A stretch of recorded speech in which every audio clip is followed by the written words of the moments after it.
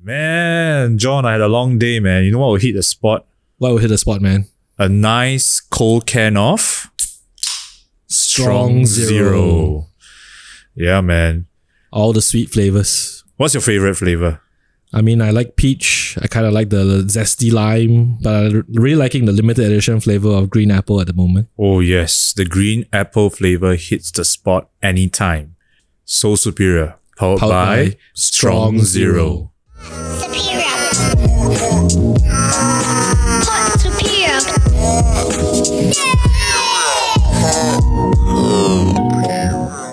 Yeah. Yeah, what's up? Hello, everybody. Hello. Everyone listening in. Welcome to the perhaps final episode for Pod Superior. We've had an amazing, what is it going to be, 5 episodes of guests.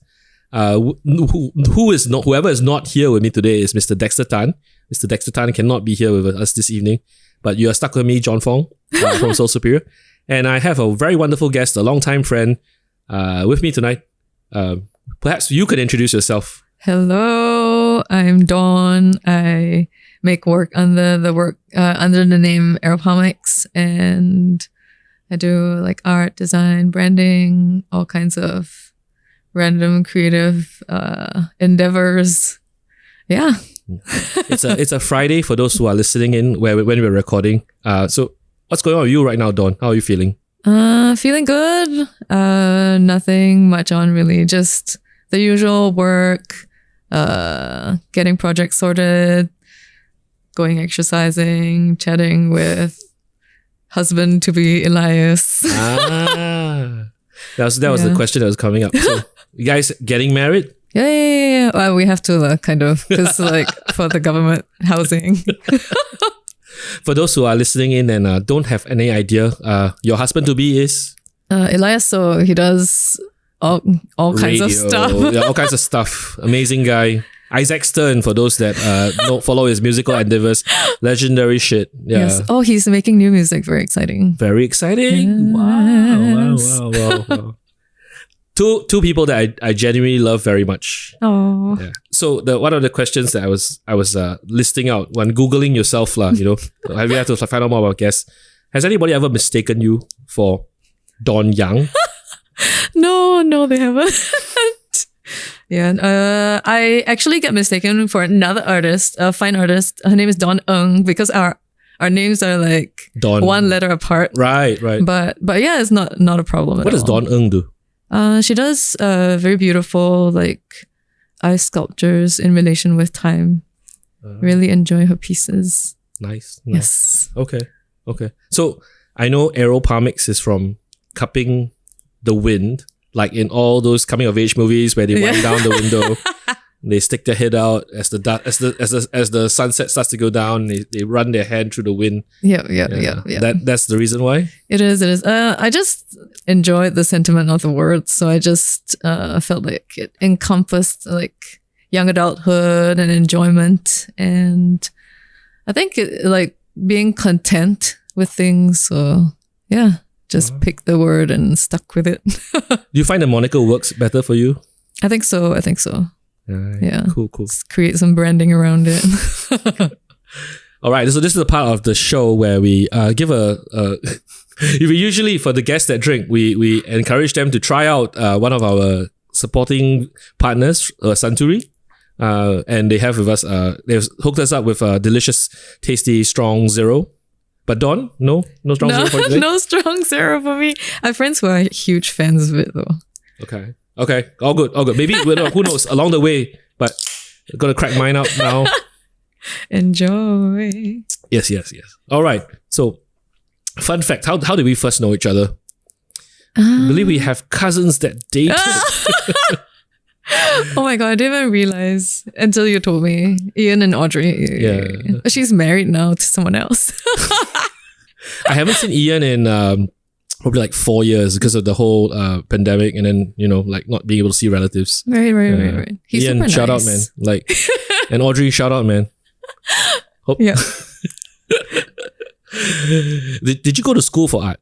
I did. I went to LaSalle, and I think I'm not sure if it's really helped me, but I think just meeting people who are doing like something similar, just meeting people in the industry, being able to have time and brain space to kind of explore different avenues for certain ideas. I think that made a difference. This was a diploma in fine arts degree? Diploma and degree. Both. Both with LaSalle. Yeah. Any resistance from family or like?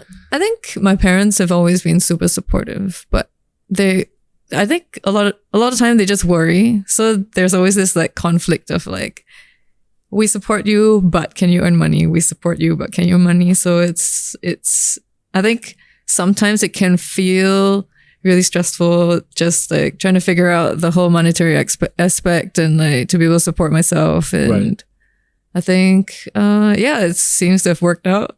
I mean, at which point of time did they kind of like really allay their fears?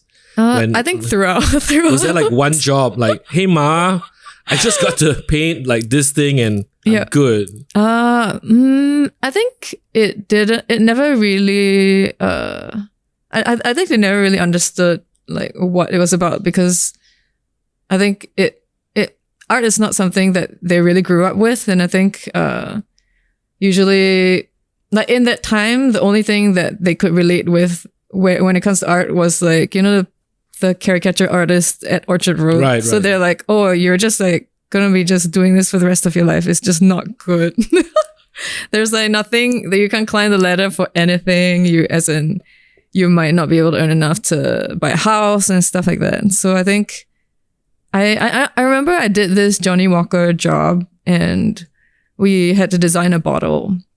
And then when my parents found out, they actually went and bought the bottle without like letting me know. Then one day I came home and I was like, oh my God, it cost $700 and you went and got it. And I was like crying. Oh man. Yeah, but yeah, and it was nice. Traditionally, do they drink Johnny Walker? No, they just bought it for the art. Yeah. Awesome. I died. My heart died. So they themselves, your parents were not exposed to art, but how did art come to you then?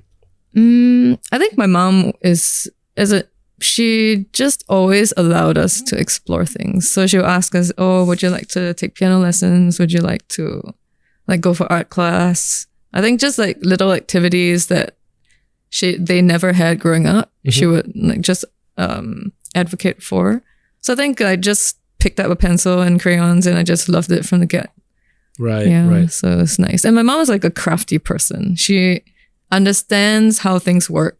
So she'll look at like Chinese New Year lanterns on the street and she'll be like, I can do that. And she'll go home and make it and it'll be exactly the same. Yeah. So maybe I just kind of absorbed all of that. Nice. Was there anything that you said you wanted to do and kind of regret later on? Like, I mean, I just go into context because I have a daughter.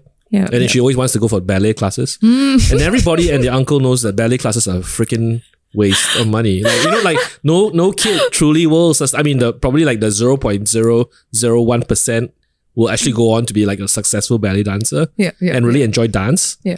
But I mean, I'm sorry, man. You can do the same thing on TikTok. I don't know, what? Yeah. So were there any things that you kind of like? I want this, and I'm not down with that later on. Not really. I think I just like enjoyed trying. So I think I actually took ballet growing up. But I think a lot, as with a lot of things, you kind of take what you learn and apply it with other things. So, I mean, you can start with ballet and then like there's value to going for ballet classes. Yeah, grow up like trying to teach salsa or, like, or become like a really good salsa dancer or like bachata or, even like bodily movements, you can use it elsewhere. Cool. So I think like a lot of dancers that when they pick up jiu-jitsu, they end up being really good at it because they're used to memorizing moves. Right. Yeah. Ah. How long did you do ballet for? Just 2 years, like in primary 1 and 2. Okay. Yeah. It was fun. I enjoyed it. It sounds to me like, there's always this like very pragmatic aspect of things where you thought, again, your parents like, okay, it's your passion, but will the passion pay? Yeah. And is that why you kind of like, after graduating, you got a commercial job first? Yeah, I graduated. Actually, I like just worked like random freelance things throughout. So I'd just be doing the odd job. I worked illustration stuff or yeah, illustration, drawing portraits. It could be anything for money, I also like sold like vintage clothes for a while. And then what else? I worked for an artist who is now in London. So I did like all her art. I did like all the behind the scenes work, her website, her like liaising with clients, liaising with printers, like what else? Sales. And then I did a bit of like contracting work and an interior design. And yeah, and then I like throughout the entire process, I still drew and I still like did like the occasional exhibition and did like illustrations and stuff. But Right. Yeah.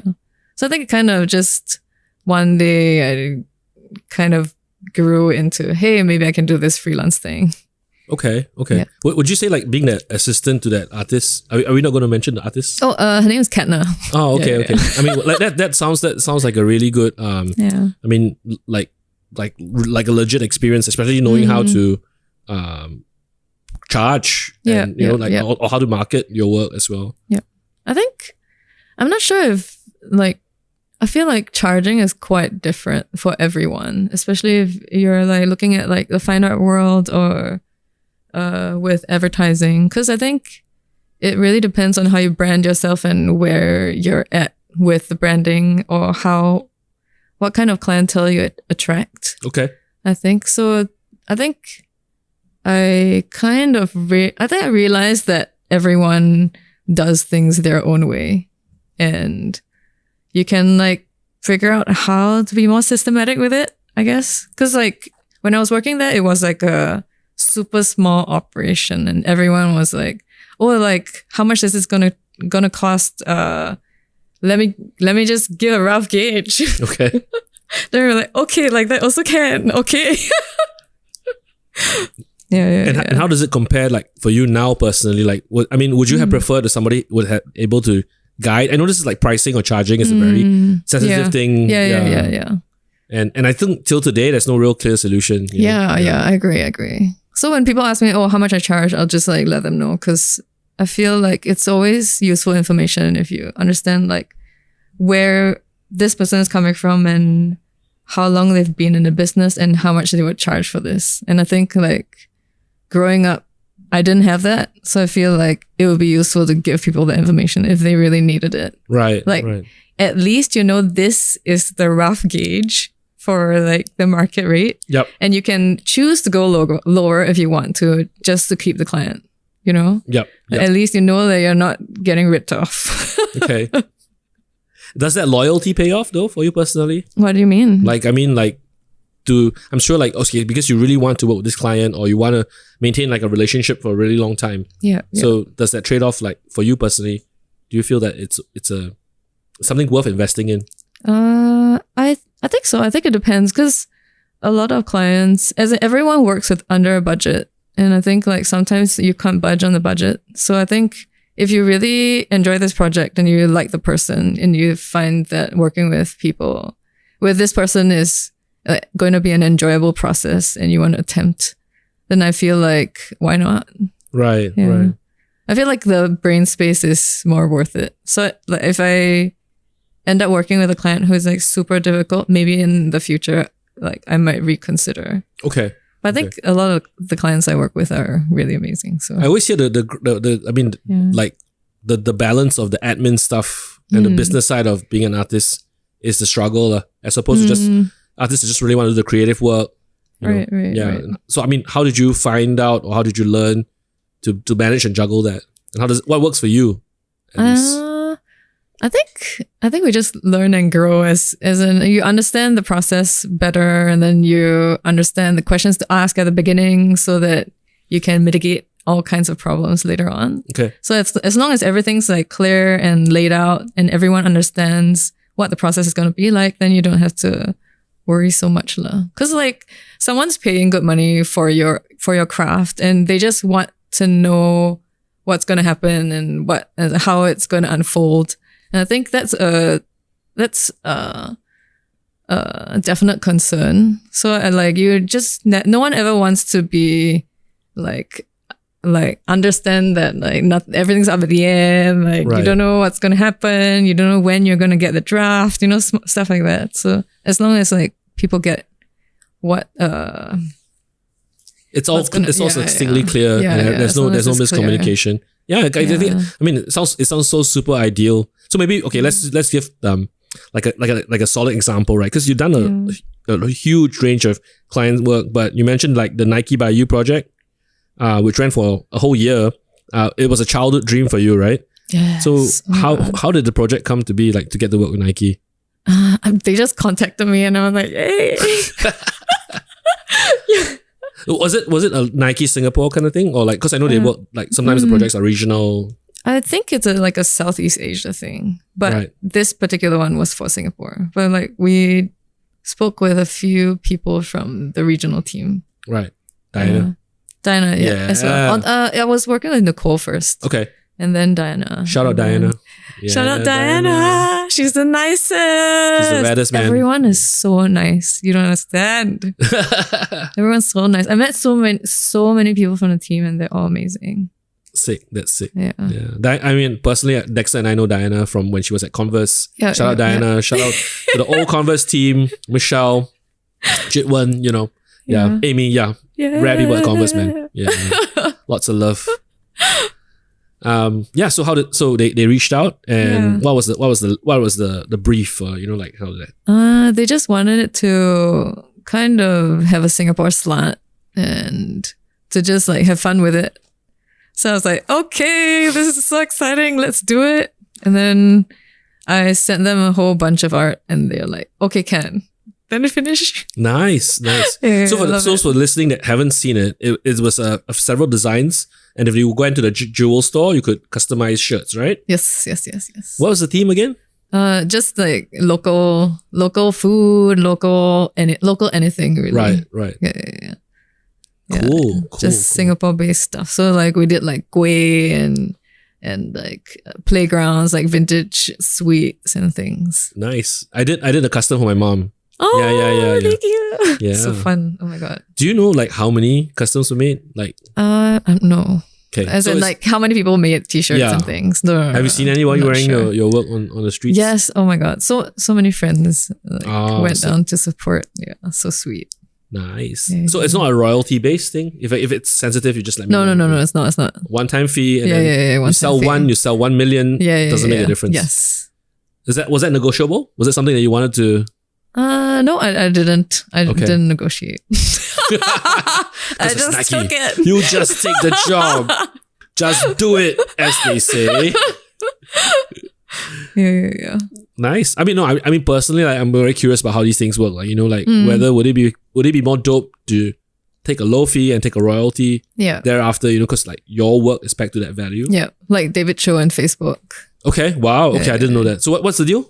I think he took in exchange for some art. He took stock. He got stocks. Sick. So Smart like man. became like a gazillionaire immediately. Yeah. Interesting person. Yeah. Yeah. Okay. Okay, so we'll come back to the Nike later on, but any other projects that you're particularly proud of? Had a super memorable, unforgettable experience? I think the biggest one was Nike, and I work a lot with the Artling, and I think what they're doing is amazing as well. They provide art to all kinds of people from every budget and every budget range. So they're kind of like a client manager? Yeah. They're like it's a gallery. Art, yeah. I think it's both. Okay. So they manage art, they manage artists, they link up artists with people who need art. Yeah. Yeah. Nice. Who else? I think everyone there is super kind, and they're so trusting. They're always like asking me to provide murals and like to create designs for clients. So shout out Artlink. Yeah. Any particular jobs or experiences that was sucky? You don't have to name the names, but I think it's not sucky, but I think it's always a learning experience, because I feel like every time something maybe goes through like too many changes, or if maybe the clients like are less happy, and I think it's happened less and less through the years. But at the beginning, I think it was like the way I managed So I always looked at it as the way I manage the client and the way like the information is delivered. So I think maybe, I wasn't firm enough about the rules or like the amount of changes at the beginning, or I feel like all these things really matter. So as long as we all understand what our roles are and like what to expect, then I think it got a lot easier. So for an art student out there that's listening in, what does this entail? Like black and white email contracts? Yeah, all of it. I think all of it. Put it down. Yeah. Just put it down in writing. Everybody acknowledges that shit. Yes. Yeah. So you don't even need like a black and white. As long as it's written down in email, you can use it in court. Like just in case. You sound like a public service. Because my lawyer friend told me this. And I'm like, okay, can. Yeah. Nice. Just got to protect yourself. I mean, like you obviously want everyone to have a good experience, but you also must protect yourself. Yeah. You mentioned Artling, and there was I know you did a residency at Straits Clan. What was that like, and what happened to that whole experience since Straits Clan is no longer, right? Yeah. They shifted. I think Mandala Club bought they bought it over. And it continued, or like what happened thereafter? Oh, I think it's just it was just a small residency to like hero like a few artists to help like push some art out to their audience. I mean their members. I suppose. To their members in the audience. Yeah. So it's nice. We did like workshops and stuff. Was that cool? Yeah. I found it really exciting, and it's always nice to have an extra space to create out of. Right. It's always, I think, for me especially, I'm not sure if everyone feels this way, but sometimes when I do too much commercial work, I forget about doing like personal stuff, and I forget about creating things that make me happy. Yep. Even though the commercial stuff also makes me happy. It's like quite a different process. So I think it's nice when like we have like exhibition shows and we have something that is like fully just us. Right. Fully just like the artist's art. I mean, as long as there's no boundaries that you can't freak out and do something really ridiculous or like something very extreme avant-garde. Like then we like would they have kept you check, or I don't know. I suppose like the limits of freedom and something. I think there were no limits. They didn't impose any limits. Yeah. So that was fun. I think in the first step to having a successful residency like that is the selection, cause so they chose wisely. Yeah.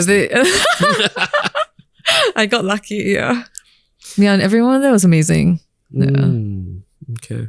I mean, I only been to Straits Clan once. Did a talk there. Yeah. How did it go? Crazy. Like we did a talk with Rachel from Love Bonito. Right. Yeah. So I never felt like super extreme awkward. Like I felt like we didn't. How did we crash this party is what is just going through my mind. But shout out Rachel, shout out Love Bonito. So interesting and so enjoyable getting to know like her journey and her audience and her crowd. Yeah. Yeah, super amazing. So many Singaporean entrepreneurs like out there making amazing stuff happen. Okay, so it's Soul Superior, it's Pod Superior. Let's go back to the big N brand. What does your relationship with Nike actually entail now that you've completed a job for them? I see you like you're still what is the term? Like, are you a I'm a Nike catalyst. Like they use the word catalyst. Right. And, okay.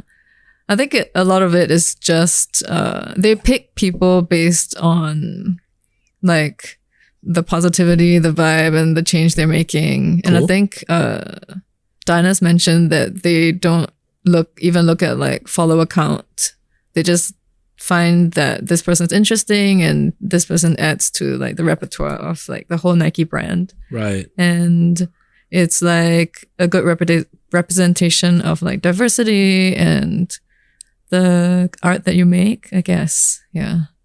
So like as a catalyst, do you know, okay, first off, like who else in Singapore is a catalyst? I know Carla D is probably a catalyst, right? I'm not sure. Okay. I know she's always like hooked Riley up. Is. I think. Okay. Riley. There's Pia. I don't know if you know Pia Chandra. She's a stylist and she's amazing. Sick. And Nick from who does the podcast with Kevin as well. Okay. Yeah. And I don't know. I mean, no. Okay. So the only reason why I asked because we had a guest earlier on who was an Adidas creator, the skateboarder, right? Yeah. And he shared basically like the experience of being an Adidas creator. And the first thing he shared was that he was required to film 2 clips per week skating. Oh, right. And you get product. But I asked him what happened if you fell or slam. Yeah. Yeah. He didn't get paid. So if he went to the A&E that night, he still had to foot this bill on his own. Right. Yeah. Which I felt like, wow, okay. I mean, I guess that's the deal. They kind of cut him. So I mean, can you share more about like what does it mean to be a catalyst for Nike? Can you wear other brands? I think no competitor brands. Direct competitor? As in like direct. I think direct. Because I know like the A brand is but I've heard that like if you wear perhaps the non-competitor brands, which they would probably range like Vans or like New Balance. I think Okay, the non-direct competitor. I don't know how did it. So yeah, is it again? Where's the black and white on this? Aren't they considered direct competitor? I think they might be. Okay. Yeah, but I'm actually not sure. So sometimes I will just ask Diana. Right. But is it cool if I? Yeah. John's got a Soul Superior St. Barkley sneaker coming out. He wants to give me something. He wants to send me a pair. Do I throw it in the dustbin or no? No, but I think okay. So good to check. We don't have to do anything really. Okay. They just gift us product. And how often is this? I'm not sure. It's just as and when. The outlet bargain stuff, or can you say, I want the Travis, I want the Lost and Found? I think some people do request for stuff, but I don't. So Why? I just like. Why do you not request for stuff? Everything they send me is amazing. I'll just wear it. Yeah. Right. Yeah. For those listening in, I remember Dawn used to rock the triple black Hirashis. I did. Yeah. I still. Oh my god, they just died. I'm so sad. Dude, The sole just split apart because I Reglue, wore them for reglue? years. No? I didn't. I have not yet. Okay. I have so many pairs of Hirachis. Yeah. What about So you? anything they send you, you're down. I'm down. Yeah. Slippers, everything. I have a crazy sports bra collection. How often again? Sorry, if I'm actually not sure. I think every season there's something. Okay. And it's a giant box of stuff. Okay. So I think Diana just decides like she gauges the styles that she that we like, and then she'll just send it. Cool. Yeah. Nice. So it's just like Christmas, like And there's no required do one social post, do one reel. No, nothing's Right. required. Yeah. Okay. Yeah. Hey Diana, if you're listening, Soul Superior Catalyst, consideration please. Consideration please. No payment, right? So No. no payment. Okay. Yeah. Got it. Yeah. But they're lovely, and once in a while we just get invited to like Nike events, which are super fun, and it's Of course, the best never events, ever man. feels like an obligation because everyone there is lovely, and it's just like we're just catching up. Right. Yeah. So you don't feel bummed that you can't rock a pair of Yeezys? No, I'm good. They're good. Yeah. Okay. Reebok ventilators, Instapump Furies. Yeah. No. No. Okay. I think most of my collection is Nike anyway. Yep. Yeah. As with most of the aficionados of the sneaker world. Yeah, for sure. Yeah. Converse counts, right? Converse counts. I think. Yeah, Converse counts because by way I'm not sure. it's Because like Nike owns those Converse. Converse, yes, yeah. So that's cool. Right. Yeah. Okay. Interesting. Yeah. Very cool. I once overheard a conversation. Complete random stranger, and the person referred to you as an artfluencer. Oh, that Donna, my God. Aeropalmics. Oh, she's the artfluencer lah. Have you ever heard that before? Like somebody describe you as like, oh, this is the influencer from the art realm, so you're the artfluencer. No, I've never heard it, but I guess that's a thing because there are so many kind of influencer personalities that Right. are in the art world, and it's just a term, right? Because it is what it is. That like we do. I suppose like the as a KOL, they always look for KOLs from different sectors or interest, like you know. Yeah. So art, they had to pick someone from the art. I think so. There are like a few like personalities like from the art world that like are always like in rotation. Yeah. Yeah. How did you feel about that? How do you feel about that? Like, and like being labeled as a personality. I never thought it would happen because I'm so behind the scenes so much of the time. Right. And I guess that's just a part of the business. So I think it's really helped me because I'm someone who just doesn't enjoy the limelight. And it's really strange for me. It's really strange to like be posing for photos. And I think I feel like it helps me grow because there are a lot of things that you have to be forced to be uncomfortable with and like to just get the job done. And then you realize that, I just end up meeting more and more people and meeting more people from different like parts of life. And I think that's fun for me. Okay. So I think this extra like addition to the art making really is quite interesting. Yeah. I mean, I offhand, I would just think that it's just a bigger opportunity to meet more clients. Right. And work with like different partners. Yeah, definitely. So you're down with the event stuff? Or you kind of like took a while to grow into that? I think so. I think it took a while. And I think it still tires me out sometimes. Because if there are too many and you're just like going for like back-to-back events, after a while I get burnt out. Okay.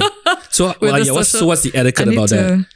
What, for you, like what's the etiquette for all these sort of invitations? Like when you say no? Actually, I say yes a lot of the time because I think everything is quite exciting. But I do say no lah. Yeah, okay.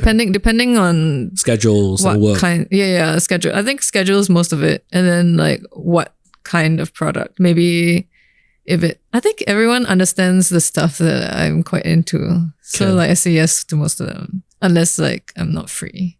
Right. Because I think for the average person that listens to this and they'd be like, what the hell? Like you get free food, you get free product, you're treated like the star, you not want to go. But I think they also don't realize that, it's like this, it can't be a full-time job, right? Yeah. It's like extra, I think it's extra brain space and also it takes time out from your personal life. Because so much of my time is spent working that sometimes I don't get to spend time with the people that I want to spend time with. So I feel like I gotta like juggle that lah. So it's either like dinner with like a close friend or like do I go to an event? And I'll just level that for me. When we are fortunate enough to be invited for events, it's about the company that you're gonna meet at the event, right? Exactly. Aside from the fact of like the product being super exciting, aside from the drinks and food being really amazing, it's just like if people there are cool to vibe with, it's sick lah. But if people there are just not very pleasant, then it's kind of like I just can't wait to go home. And I don't smoke anymore, but if that were the case, I just excuse myself to go and like smoke in the corner, And would be kind of be worse because you'd be like smoking and still having to make small talk in the smoking corner. Right. Yeah. Right. Do you feel that way when you go to events? Like sometimes you feel like these days it's really uncomfortable. I feel like they're the ones that I'm being absolutely honest, the ones that you definitely have to go as a sign of respect and appreciation. Agree. And there are those that I just definitely am very excited to go for. I want to be invited. I will invite myself. For sure. For sure. Hey, can I come? Hello, I'm here.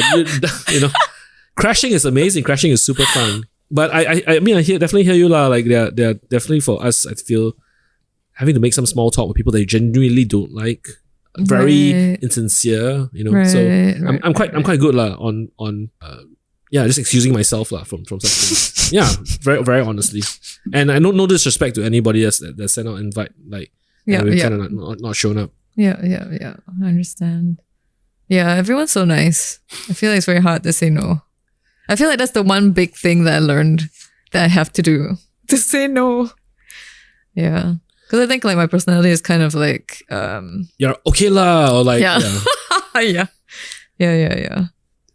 And how did you overcome or like change that? I think burnout. I think you just keep going and then suddenly you realize, oh no, like I've exhausted myself.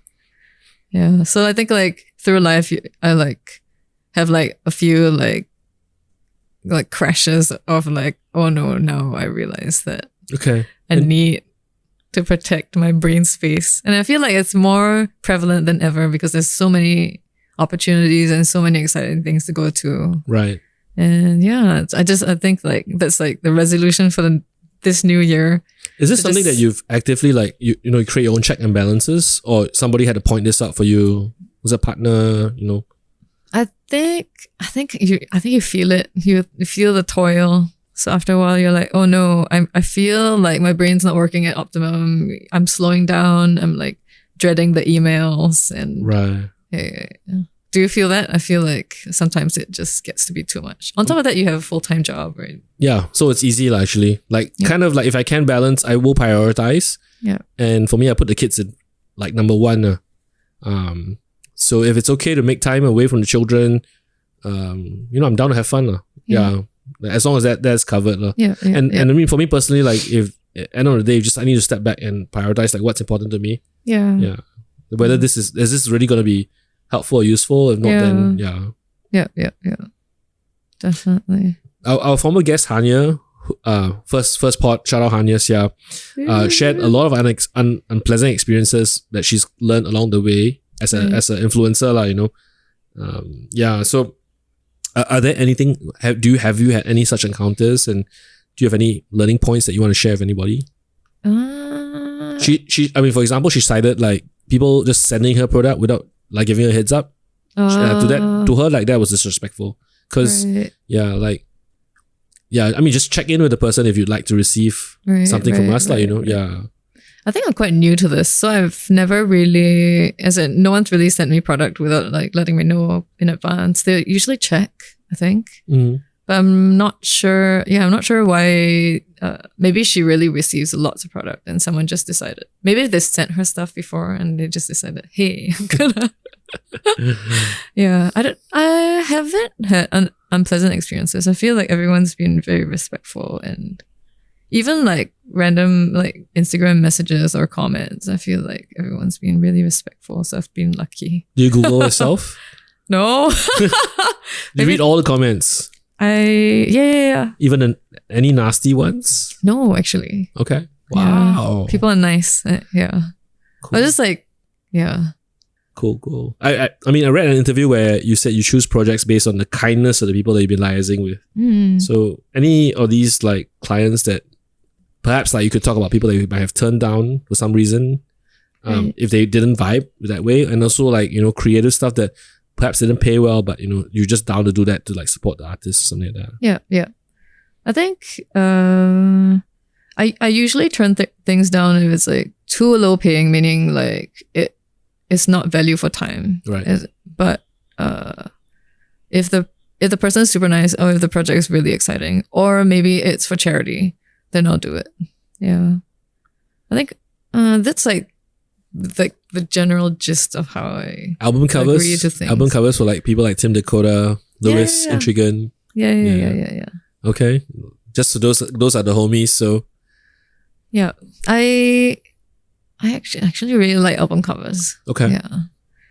So most of the time I'll say yes. Yeah. What else? Is the way to go about it having commissioned album artwork, like working out perhaps if the visual can still be used for yourself. If the client can't pay as much, then the win-win is to kind of like keep that ownership of the visual. Yeah, I guess you can do that as well. Right. But I usually don't because I think the ones that I did in the past weren't I'm not sure if they can be used again, if that makes sense. Like, I mean, if somebody just it becomes the next Nirvana shirt, right. And then they go on to sell like.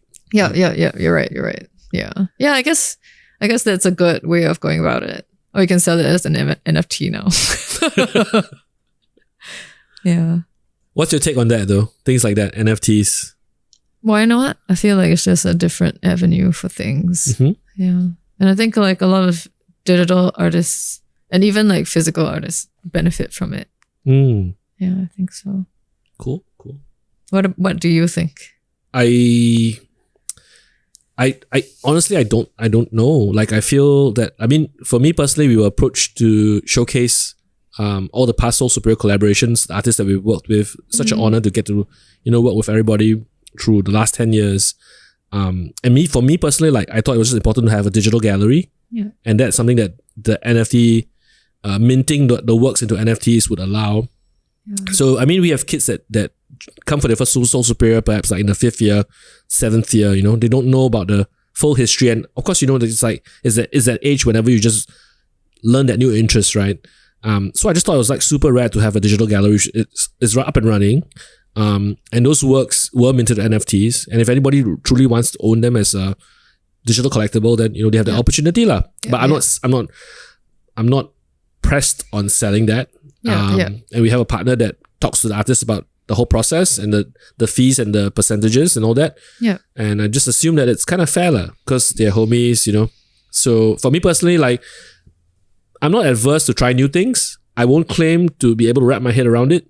But at the same time, I'm not going to like close doors and say no. When especially when there's an aspect of it that I think will make sense to me and will benefit myself and the artist and even our collective audience and following. Yeah, yeah. And you have like a digital contract and everything. It's kind of sorted out that way. Do you feel like the buzz has died though?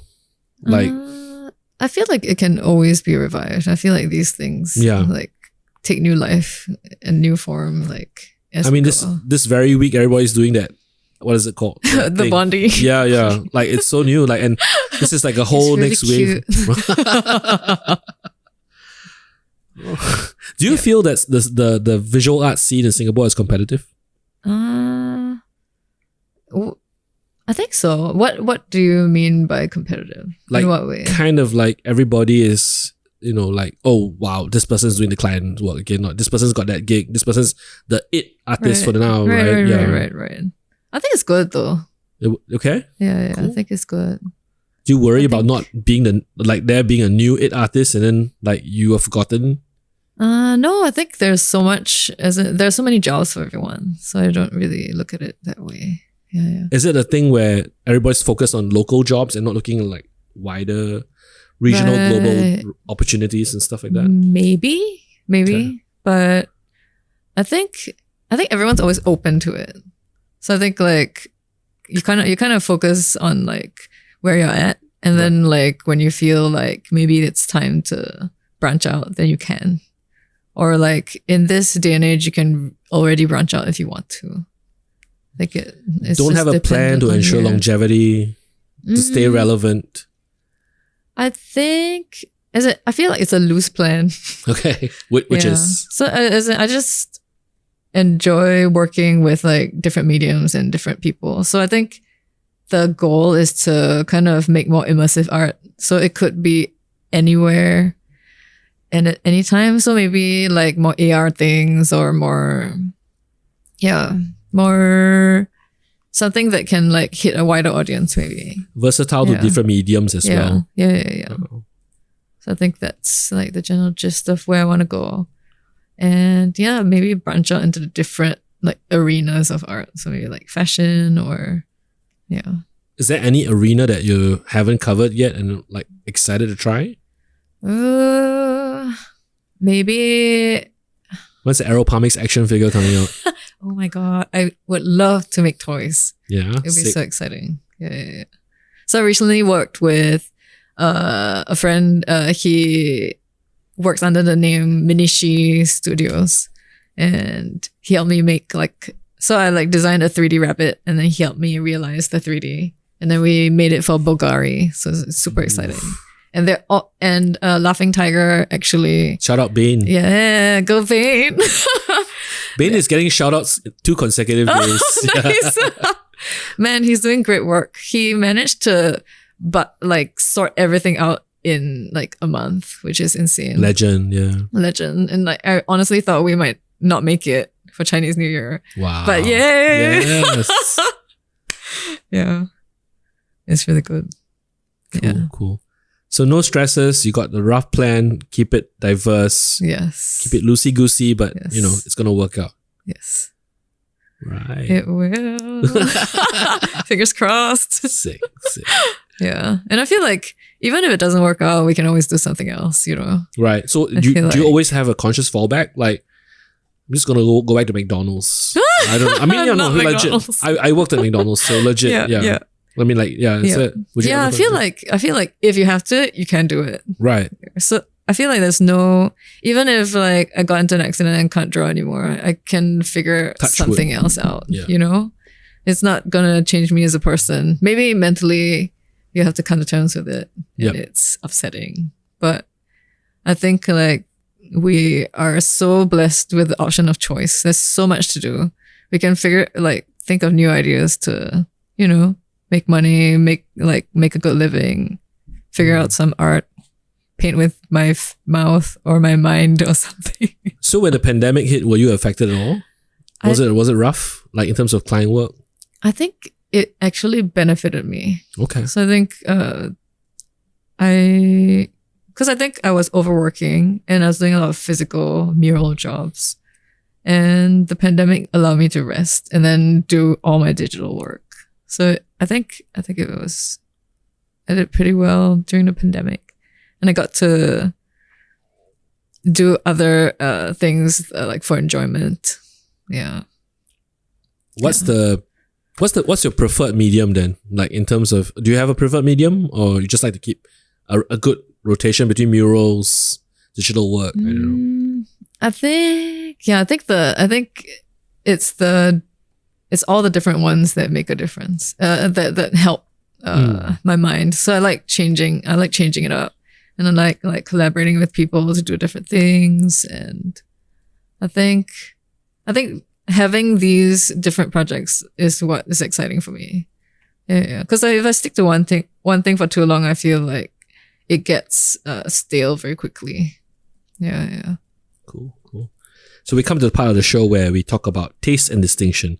And one question we always ask is, what's a current streetwear trend that you love, and and as well as like what is a streetwear trend that you kind of hate? Oh, streetwear. Oh dear. Let me think. Current fashion trend in general. I think it's sweatshirts and stuff count as a current trend. Crew necks? Yeah. You think crew necks are very popular? I think so. Enough. You don't like crew necks? No, I love them. Okay, them. okay, I think okay. it's a good trend. Ah, sick. Okay. Just like more comfort. Low maintenance. Yeah.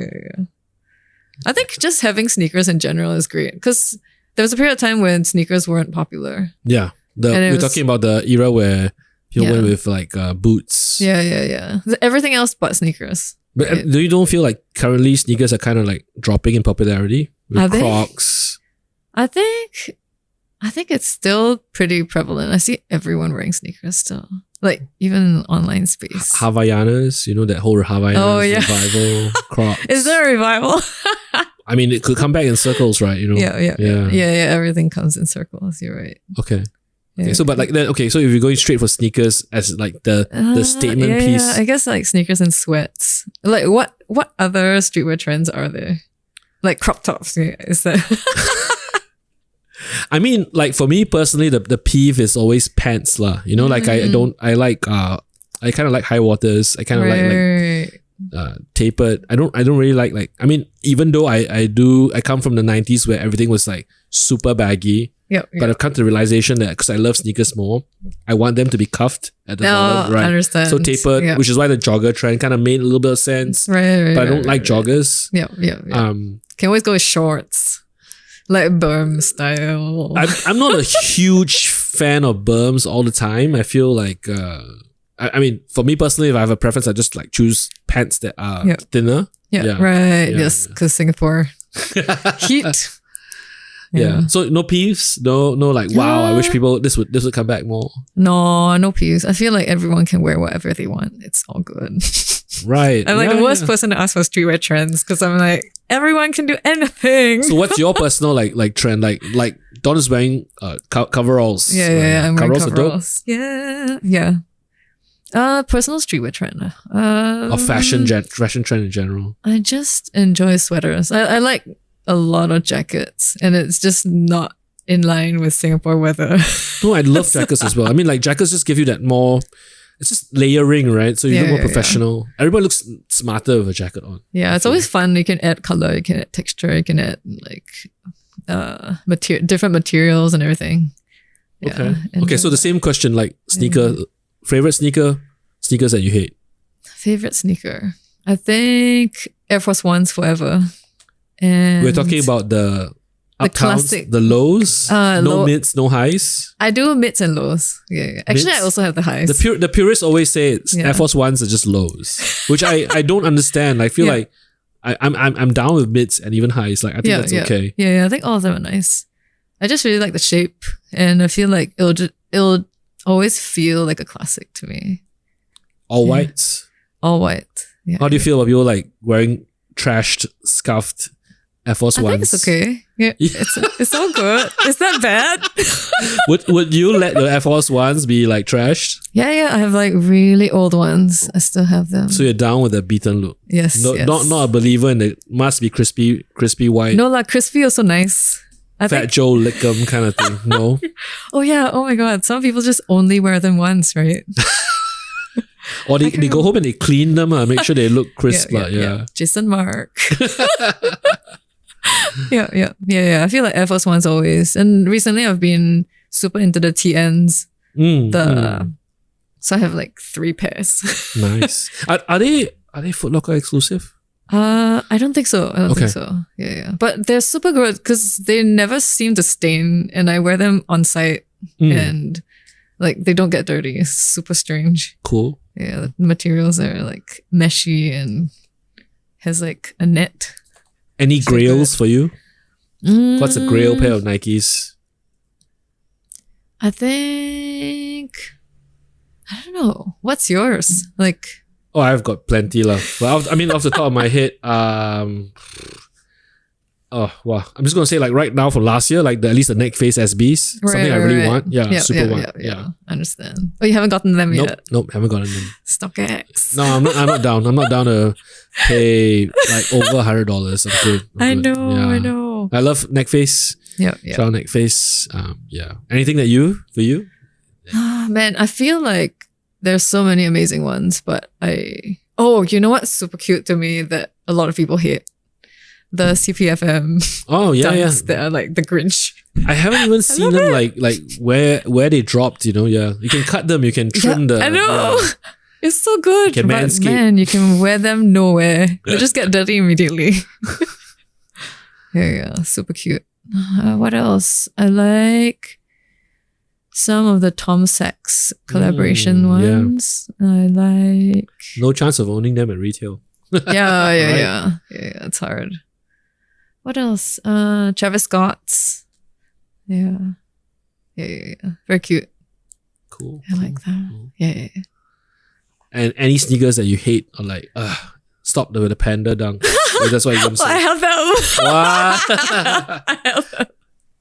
Yeah.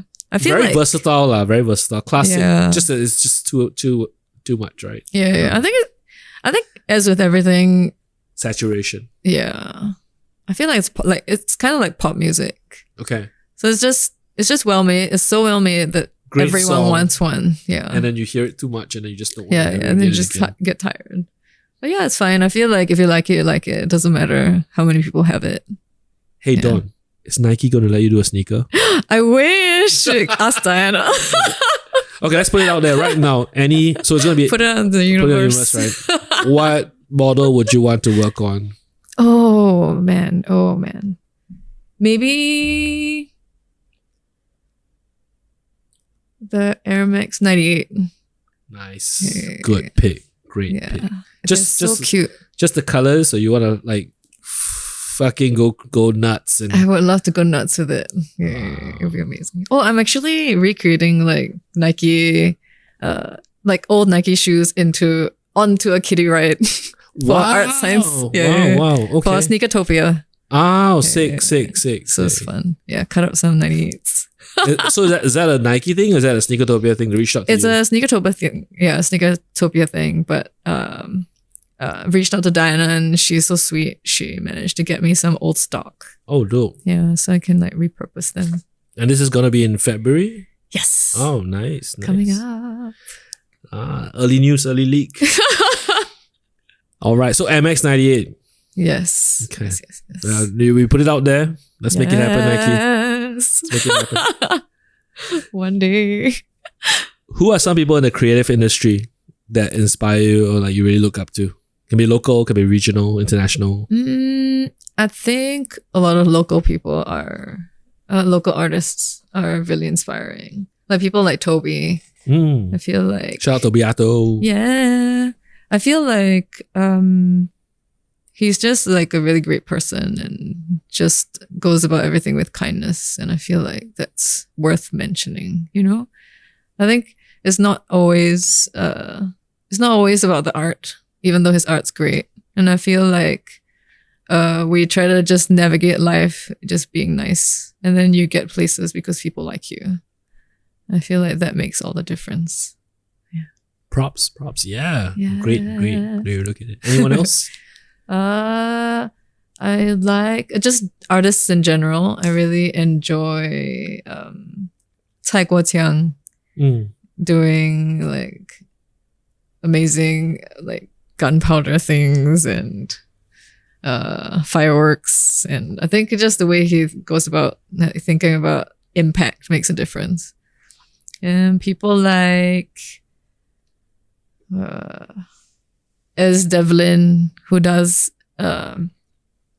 immense like set design, and people like a Singaporean artist, her name is Sumin. She works under Hand Drawn, and she does like body art. She does like Jaguar art. Oh yeah. I know Sumin. Yeah. She's so sweet. She did something for G-Shock. That's why we were introduced. Yes, yeah. That's how we met as well. And we like started working together. Yeah. Amazing. Yeah. I saw both of you guys were at the Gentle Monster event. We were. Yeah. So it kind of like segues to the next question, which is like, who are the best and worst people to meet at events? There's no best and worst lah. I feel like if you're open to just having a conversation, it's always good. Right. Yeah, and if not, then it's okay lah. Because everyone has a goal. Like everyone has a goal when they go to an event. If they want to socialize or if they're not in the mood, I understand. What's your game plan? Your brain space is full. So for you, like, what is your goal when you go for events? I don't have one. I just if I'm invited and it seems interesting, I'll just go, and whomever I just happen to talk to, then let's just see how it goes. Usually. Yeah. My strategy is the free drinks. Right? For sure. 100%. I'm not ashamed about it. You need to finish that catering. Yeah. I'm here to help you. Oh, the food was really good, actually. Hors d'oeuvres. Hors d'oeuvres, yes. Yeah. What are some, besides the ability to pronounce hors d'oeuvres, what are some other key things that you've learned along your journey? As in this art journey? Or life in general? Just be nice. I feel like everyone is in their own space and in their own time. And sometimes when people are rude, they're just not in the right brain space and they've got other things on their minds, Hurt people. Yeah, they have traumas. I think it's just always nice to have empathy. And if, just be kind. Yeah, I feel like that's the main gist of everything. I feel like, like growing up, you feel, as a teenager, you're always like angsty and angry and like the world's terrible. I feel like that as an adult. Yeah. I feel like that as a father. But yeah, we're just so privileged to grow up here in Singapore. We have everything we ever wanted. We have the option of choice. We can travel, we can make money doing anything and everything. And I feel like with this knowledge, you really have all the freedom and all the power. Right. Yeah. So it's about reframing to look at the positives that you already have. I think so, definitely. What? Yeah. That's great advice. Any other advice you give to any young creative starting out? I think just try new things and just try anything and everything that you want to try. Because I think if you don't try it, you don't know if you like it. And I feel like that's quite important to do earlier on before you like decide to settle on something. And even if you settle on something, you can always change your mind. I feel like you don't have to stick to one thing. I feel like in this day and age, you can literally do anything and everything at the same time, or like combine all your expertise that you've gathered over the years. Yeah. Is there anything that you regret? No, I don't think so. I feel like everything's a learning experience. So even if you made a mistake, that mistake gives you like this knowledge to, progress further, to like make changes. Yeah. Cool. What about you? Do you have regrets? I do. I have plenty of regrets, man. No, I mean, I guess there are always kind of some things that if I had done that differently, it would have been really different as well. But at the same point, I also agree with the fact that there's no point mulling over it because it doesn't change anything. Yeah. I mean, if it helps wallowing in that pool of self-pity for a little while, go ahead, man. Because, but whenever you're ready to get up, then just get up and move on, you know. Yeah. So you mentioned about Sneakertopia coming up. Anything else lined up for 2023? What else big is dope happening? Getting married? What else is lined up, man? I think Sneakertopia is like pretty large. There's another thing called 29 Rooms that we've created with Art Outreach. Okay. And then we're creating like a space that looks like a toilet. Cool. So it's super exciting. Yeah. Can't wait to see it. When is that happening? I think it might be happening soon. I gotta check the dates.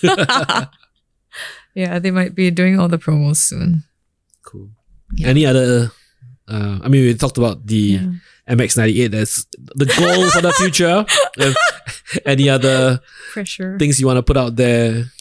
Not really lah. Honeymoon? Are we honeymoon or not? No lah. No, as I feel like if we travel, it would just be for travel. It's not really like we have to have a wedding, have to have this. Right. Yeah. We just do things because we enjoy it lah.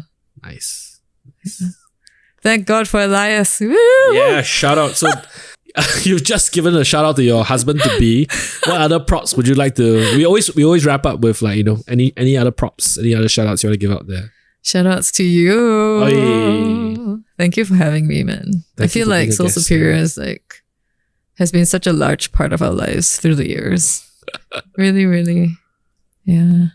And I feel like it's quite crazy now because there's so many people like pushing sneakers now, but back then there was so much less, even though there was so many people who were sneakerheads and so many people who really enjoyed the culture, and you gave everyone a space to do that. Oh man, I just nice. Dexter's not here, but it's kind of like with him having an accomplice, having a younger gentleman that had good manners, great perspective.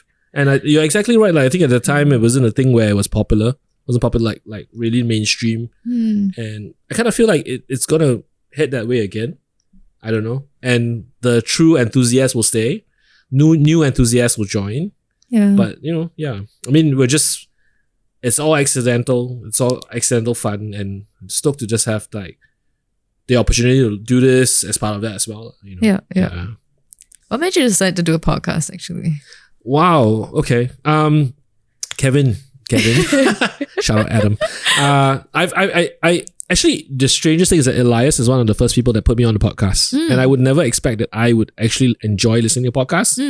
But I've kind of said it before that to me, podcasting is the new blogging. I feel it's a real exciting way an interesting way for me to at least to consume stories, right? And to find out things that I myself am inquisitive about. I mean, having been a former writer also, I like to discover and learn what goes on behind what amazing things that people do. So I figure like with this opportunity, I really want to like talk more to friends and homies that, I think do amazing stuff. Or as well as like some younger people that I don't really know what goes on behind the scenes. And I feel it's like an opportunity for them to share, opportunity for me to learn, and for us to let's try a new medium. And I think it will be inspiring to a certain audience out there that listens. So I'm excited for that, Yeah, definitely. And otherwise, just documentation for the time and the place. Yes, it's so good, because I think with podcasts now we can the bridge, the gap between the people we're inspired by and what their lives are like is like lessened, and then you like kind of understand who they are as people, or you understand like how they think, right? And when you listen to hours and hours of like someone like Joe Rogan or like Andrew Huberman, and then you understand like the systems with which they think, and like how their minds change as they meet more people.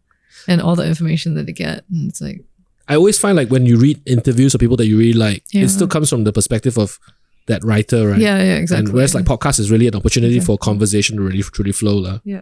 And you understand, like, you kind of hear how awkward they are. You hear how, like, the pauses, and you hear, like, the things they're considering. And I feel like that all, like, kind of gets absorbed. Right. And it's nice. You kind of feel in a way like, hey, actually this person's kind of like me. Yeah, exactly. Yeah. Exactly. So yeah, I think it humanizes everybody. It does. Yeah. Okay. All right. This was super fun. We're going to get dinner now. We're going to eat some dope ass lechon. Yeah. Thanks so much for doing this, Dawn. Oh, thanks for having me. Hey, thanks everyone for listening in. It's been a great first season for Pod Superior. Who knows? Hopefully we still have some surprises on the way. So take care. And thanks to having a strong one with Strong Zero. Bye all.